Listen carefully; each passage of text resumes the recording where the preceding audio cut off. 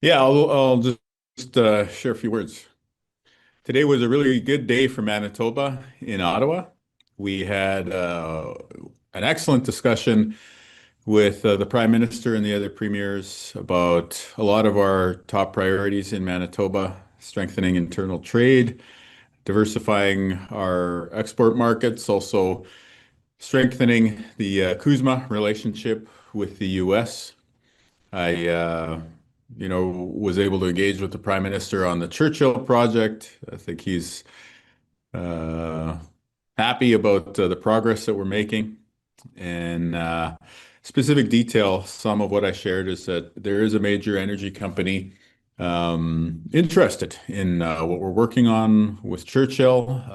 Some officials from our government are very soon going to sign an NDA so that we can dive into some of the details. Effectively, they've been doing a lot of work on the Churchill opportunity, and some of this is, their internal corporate info that, they want to share with us, but they don't want to see shared with competitors. So that's really exciting to see real money, real business stepping forward to pursue Churchill, either as a proponent or potentially as an investor alongside other folks to put together a proponent. We've also been working really hard on the Manitoba Crown Indigenous Corporation. It's been great to see First Nations and Métis governments start to nominate and select their board members to participate in that with us. And so that is the way that we think we're going to be able to commercialize this opportunity in a way that creates jobs and opportunity for everybody in the province, including people who live not only in the north in Churchill, but if we end up building this whole trade corridor right along the whole route. And then on the environmental side, we've got the marine protected area that we're commissioning a study on. When we go to Churchill next week, an environmental NGO is going to announce financial support alongside ours to flesh out that idea so we can preserve the land and water, the beluga, the polar bears. I had a good conversation with Premier Main of Nunavut. We're going to meet in person when he's in Manitoba next week. Again, just making sure that the Nunavut territorial government is aware and on side of everything we're doing with Churchill. And then finally, we got the Arctic Research Foundation scoping out what kind of icebreakers we need. So I was able to bring a few relatively small asks forward to the Prime Minister, and it was a really great response. He's very encouraging. One was just around like basically some paperwork on the Arctic Research Foundation project, and then the other one is just encouragement for the federal government to invest in some resources and capacity building for the First Nations and Métis governments working with us on the Crown Indigenous Corporation, and again encouraging messages from them. And then yeah, finally we talked about law enforcement and immigration. I shared some of our priorities, including what we've seen around statutory release in Manitoba and a few other topics. And, it was very encouraging to the Prime Minister that as he's spoken about pragmatism and principle in terms of our international relationships, I just encouraged him, like, we fully support that in Manitoba. We absolutely want to see the pragmatic approach to the CUSMA review and addressing ag issues with China. But at the same time, we want to be proud of our Canadian principles. And if the federal government comes to a place where they need to speak out for human rights here, abroad, anywhere around the world, we're definitely very supportive of that. So all in all, a good day, a lot of common ground with the other premiers, and a very united Team Canada. So happy to answer any specific issues that folks may want to dive into. Thank you, Premier. We have 7 reporters on the line, all wanting their one question, one follow-up. So if everyone could please respect the Premier's time, keep your preambles tight, ask your one and one. Up first from CBC, Mike Arsenault. Hi, Premier. I wanted to ask you about interprovincial trade barriers. What progress has Manitoba made on reducing those barriers since you passed the bill last summer and you passed MOUs with several provinces? Is that something that was talked about today? or this Yeah, it week? actually was a significant topic of conversation. And I think all the premiers want to be able to open up more economic opportunity here within Canada. Knocking down internal trade barriers is one of them. And then, of course, building mega projects, Churchill being one of our mega projects, but also us having the combustion turbines in Brandon and potentially other energy projects like the wind farms coming soon. We have a few others. And so, I think when we're talking about progress, I want to commend Jamie Moses, our Minister for Business Development, who has been working with his colleagues at that table. They signed off on another agreement recently, just moving the ball forward. And an important message I would say that I took out of today has to do with food. And this is top of mind because of grocery prices and everybody thinking about the cost of living. And I think, my colleague David Eby from BC was talking about how we might be able to make life more affordable by addressing some of the internal trade barriers around food. And then, of course, some of the discussion from there going on, okay, let's try to save you money. How can we do that while still being able to export our ag products and our food products? So a lot done, more work to do. As it relates to those barriers, what's the biggest hurdle to reducing them, or is there one particular barrier you really want to see eliminated? Well, I think the fundamental challenge is just the complexity of this. You have a very, very long list of regulations, barriers, different sorts of issues that emerge, and each one of those has people behind them. And if you want to make a change, you need to engage. So if you just say the four letters CFIA, there's going to be thousands of farmers and ag producers in our province alone that are going to want to have their perspectives um, heard by the federal government. They're going to want us to advocate on their behalf about future changes to the CFIA. So knocking down internal trade barriers is a big priority. And I think it's easy to see the economic benefit. This IMF study that came out most recently just reinforces that point. And then it's just up to us, ministers and premiers and other government officials to just, cut through all the noise and the red tape and hopefully deliver some progress while also taking care of the people involved and making sure that whether it's an ag group over here or a labor constituency over there or a business lobby over here or a small business over there, that we're taking everyone's perspectives into account and moving forward in a good way. Okay, up next from Radio Canada, Galadian.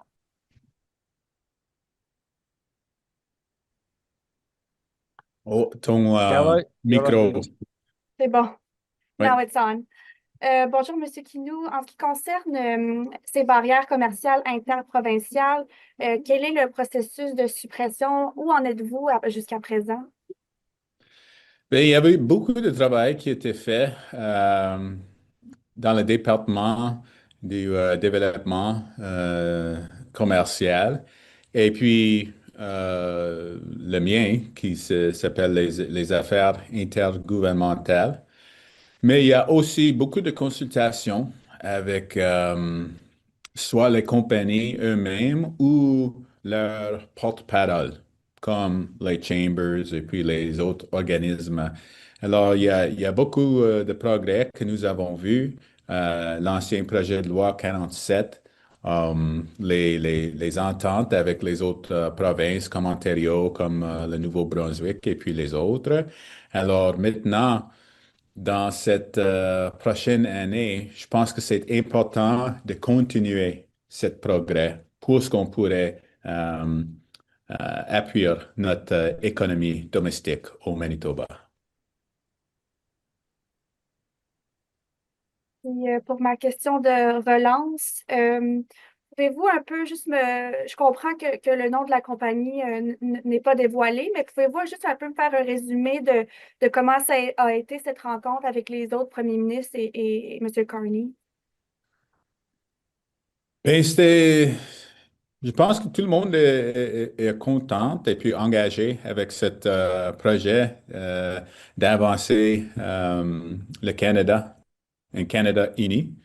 Il y avait des questions et des enjeux au sujet des référendums à l'Alberta ou au Québec, mais je pense que tout le monde à cette table croit dans notre pays et croit dans un avenir où toutes les provinces et territoires ont un rôle à jouer. Alors ça, c'est peut-être le niveau des mots et de la discussion, mais on le voit dans les actions, c'est-à-dire quand on est en train d'engager avec les États-Unis ou la Chine ou les autres pays du monde, on voit un gouvernement fédéral travaillant avec les gouvernements provinciaux de façon unie qu'on n'a pas vu dans le passé. Alors, je pense que peut-être ça pourrait ouvrir une nouvelle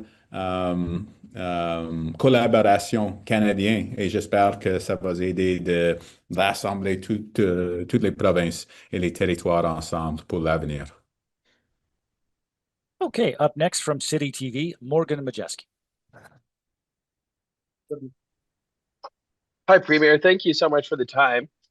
Recently, in your remarks, you had said that folks who are fleeing the situation and destabilization in the United States are welcome in Manitoba. But under the Safe Third Country Act, a foreign national fleeing the U.S. applying for asylum in Manitoba would be returned to the U.S. unless exempt. I'm wondering if you think people leaving the U.S., given this destabilization, especially in places like Minneapolis, should be automatically exempt from the Safe Third Country Act? And if it's maybe time to have a conversation about whether or not the U.S. should still be designated as a safe third country. I think it's really important for us to just continue our long tradition as Manitobans of welcoming people. And we saw that most recently with announcing the 13 physicians that we've welcomed to our province from the United States. At least some of them are moving to our province for political reasons and because of what is happening in that country right now. But I think it's also important for us to remember that in the grand sweep of history, what we're seeing in the US is hopefully going to be the aberration. And instead, that maybe we'll see a return to a more normal approach to relationships with our province, with our country. I mean, certainly that's what I would hope. And so, from that perspective, I wouldn't want to necessarily antagonize or escalate a situation where perhaps there's a silent majority of Americans who are just not happy with what their current president is doing and do want to see a return to normal. So I think a question like yours, it's always a balancing act. I know that there have been conversations like that in the past. For us, we will always be a welcoming place for humanitarian reasons. I think so many Manitobans can trace their family lineage to having an ancestor who was fleeing oppression either overseas or even right here at home. And because of that, it just means that we have to have a compassionate heart and a humane response. So if folks in Minnesota or anywhere in the States are looking to leave, I would welcome them in Manitoba. I would welcome them in Canada. But we also want to make sure that we're being good neighbors and supporting them and, just sending our support for those who are going to stay and work to change what's happening in the US as well too. And a follow-up, sir, you had spoke today about Manitoba and Ontario's, quote, heated rivalry. Can you just give us any insight into the discussions that you've been having on Crown Royal or plan to have when it comes to Premier Ford? But also talk a little bit about the importance of seeing the premiers kind of come together in a unified front, especially given the situation in the States, with the Trump administration. Well, Heated Rivalry is a great Canadian show. And, I think when we look at our country right now and you have leaders who are conservatives, NDP, liberals, all coming together at a meeting like today, it just shows you what Canadians love about Canada compared to the US, where there's so much division between their two parties. So just at the highest level, I think that's a really important message for us to hang on to. And then to your point about Crown Royal, yes, I had the opportunity to talk to Premier Ford about it. And, we've also been talking to the parent company, including when we were visiting and they hosted us in Gimli at their distillery. And so we've certainly put a lot of effort into trying to elevate this issue, let the Gimli workers know that they're supported. They're my boss at the end of the day, right? Like I work for them, the Gimli distillery employees. Now I'd like to see the company extend that olive branch to Premier Ford.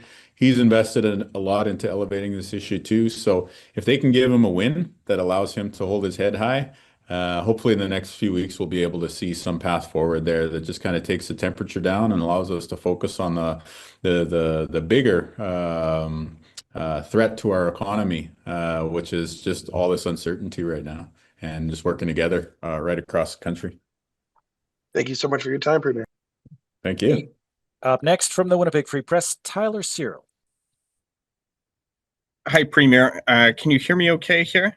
Yeah, sure can. Okay, great. Just on Crown Royal again here, you mentioned that the company offering a possible win to Doug Ford. Can you give us any insight into what that might look like? Well, I think that's really up to them to figure out. But I support the Gimli workers. I support the Ontario workers too. I don't want to see folks lose jobs anywhere in Canada. And so I think if the company was able to say we're going to invest in creating work or new jobs that would help Ontario at the same time that they're going to preserve and continue to invest in Manitoba, that would be the path forward. The company is committed to our province. They're making tens of millions of dollars worth of investments in Gimli, new power line coming in, new infrastructure on site, a strong workforce there. So that's great.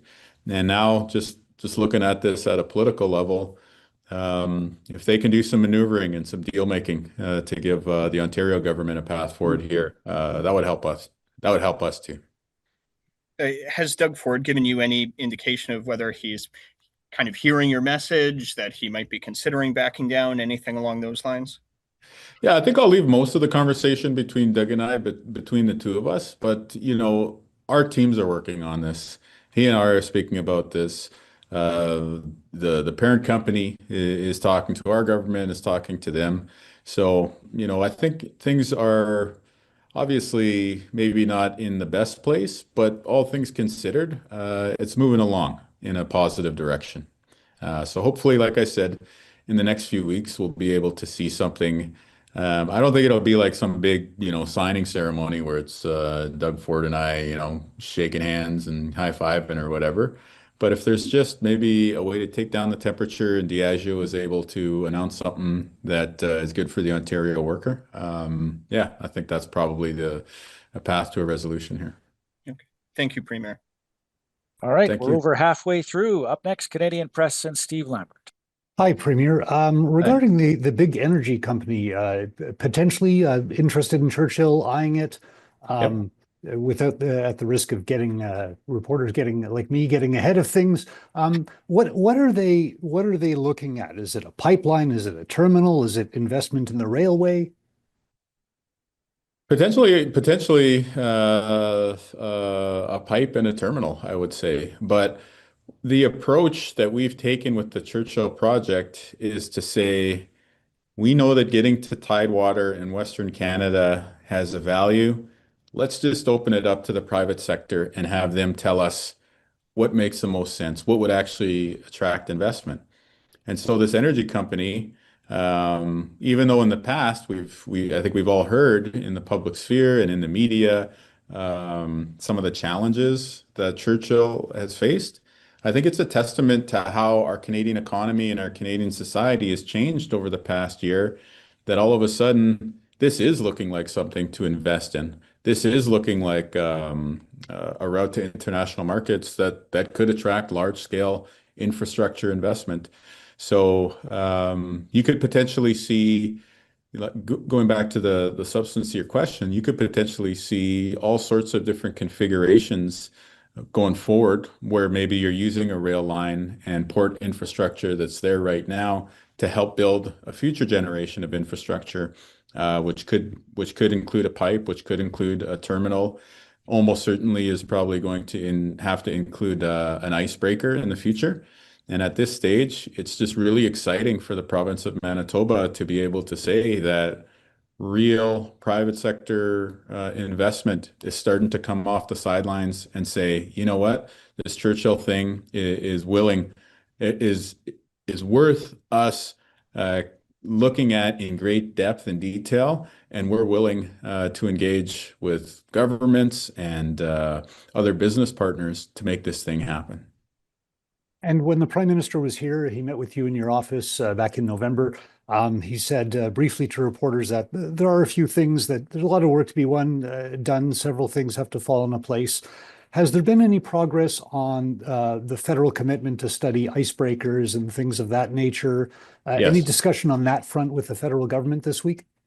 Yeah, quite a bit actually. And I think there will be more meetings like amongst staff and officials too, but at the table today, I had a few very specific asks. One of them was to move the paperwork on that feasibility study related to icebreakers along quickly.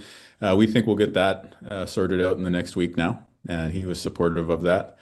In fact, I think the Prime Minister is pretty happy with the fact that the Churchill project is actually moving along and crystallizing. Like, this thing is becoming real. And the actual scope of the potential investment is starting to take shape, and that's great news.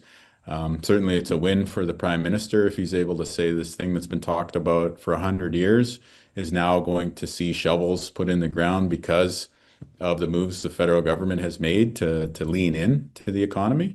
And for us in Manitoba, it's just exciting to see something that would be of national significance, something that would help connect different parts of the country and put thousands and thousands of people to work, just be that much closer to reality.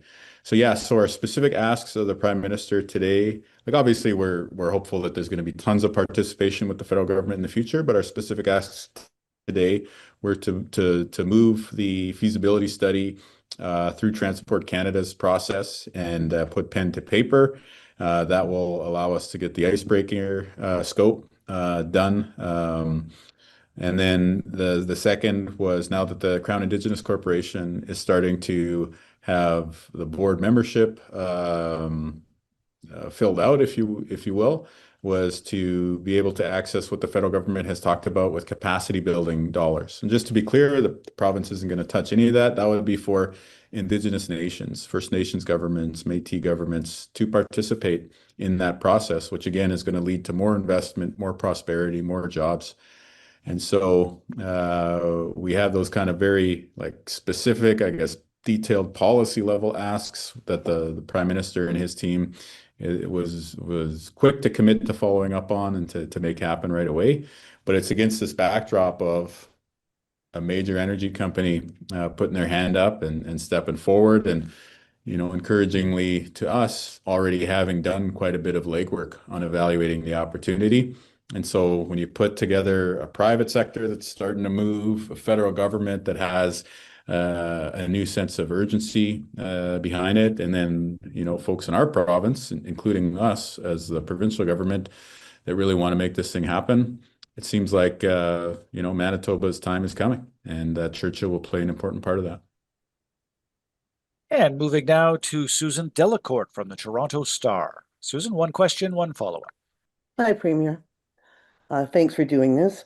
I want to take you back to Minnesota because you gave an interview on the eve of this conference, and you said to Matt Galloway, and you said you brought the wisdom of the hockey rink to this, and I'm not talking about heated rivalry. You said that a lot of people at the hockey rink are thinking about Minnesota and what's going on there in the States.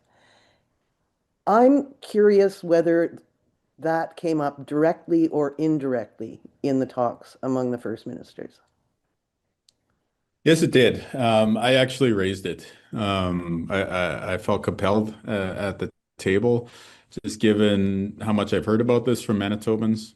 like not only at the hockey rink or, going about your daily life, even when we were getting on the plane at the airport, I had some folks come up and just say they had close family living in Minnesota and they're very torn up about what's happening and they just want to be able to express that feeling and express the hope that we have for our neighbors and in some cases our family.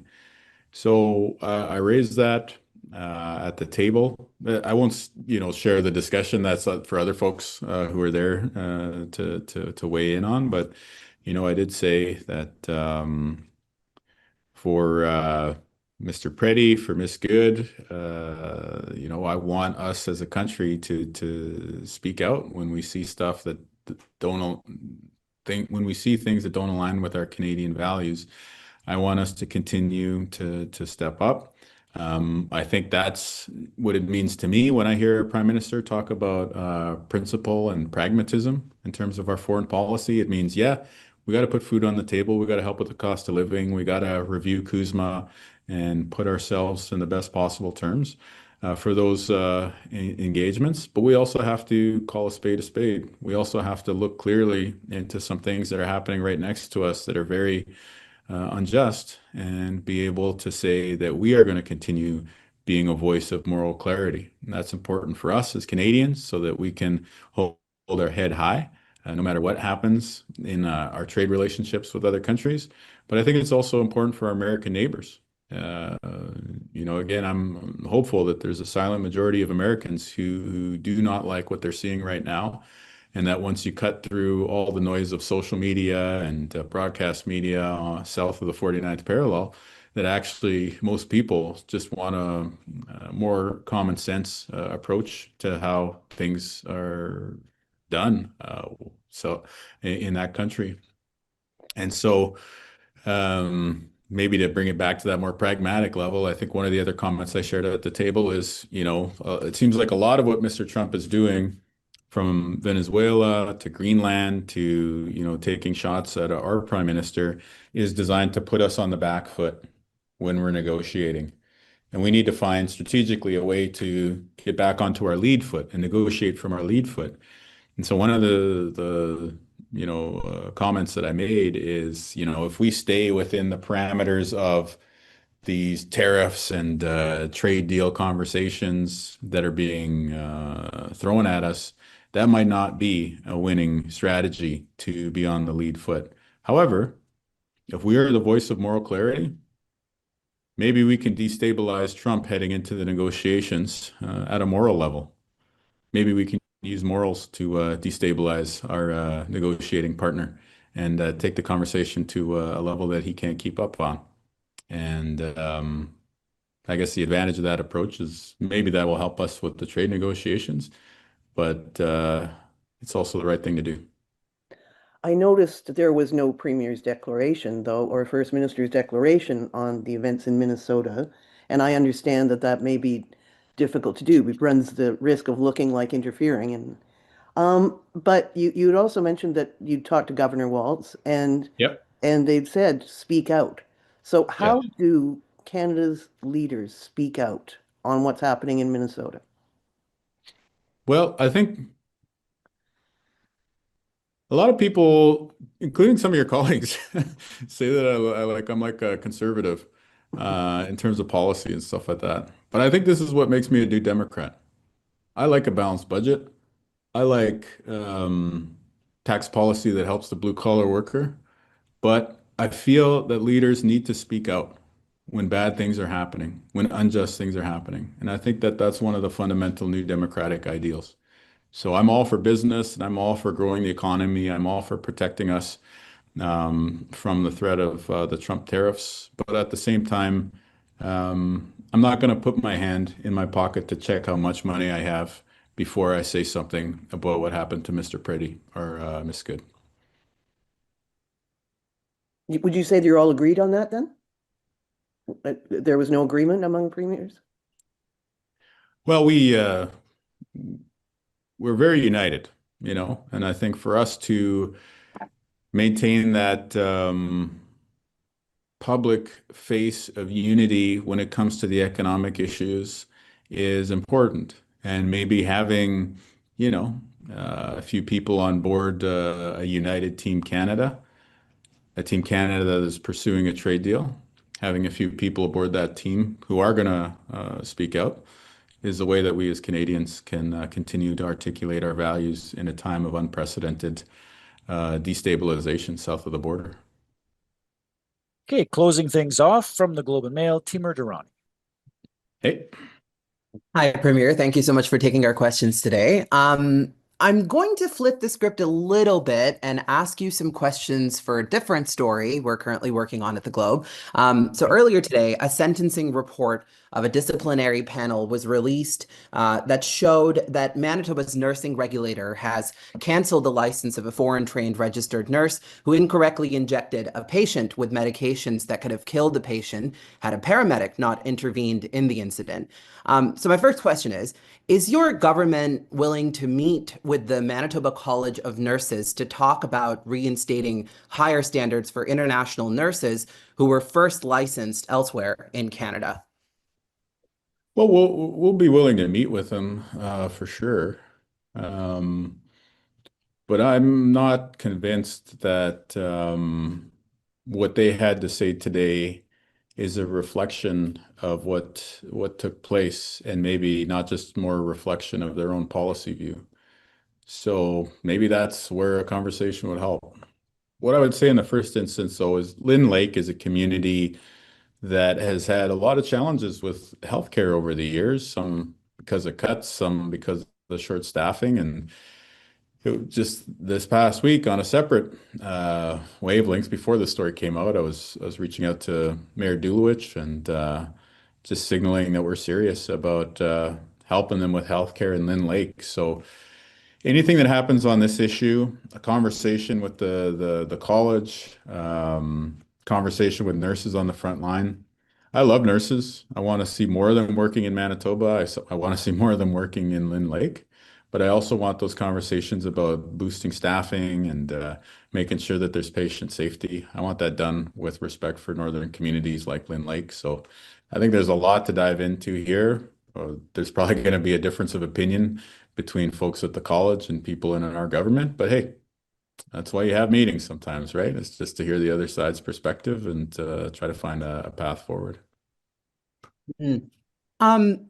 So last year, in June, Manitoba's nursing regulator said it hoped to persuade your government to let it keep extra steps of security for new labor mobility applicants. But Premier, your provincial government ordered those measures scrapped, calling them unnecessary barriers that violated the Canadian Free Trade Agreement and hurt Manitoba's efforts to recruit desperately needed nurses. You're kind of echoing some of that today, but I want to ask, do you still stand by that decision given today's report? Well, I stand by the community of Lynn Lake, first and foremost, that is desperately trying to get healthcare services restored and enhanced in their community. In order for us to give Lynn Lake enhanced healthcare, we need more staff. In this instance, I'm just grateful that the person was able to get the help that they need, that this medical error was corrected, and ultimately that there was accountability. I'm a huge believer in the power of what nurses bring to patient care because of their expertise, but also because of their compassion. And I want there to be more nurses working at the bedside.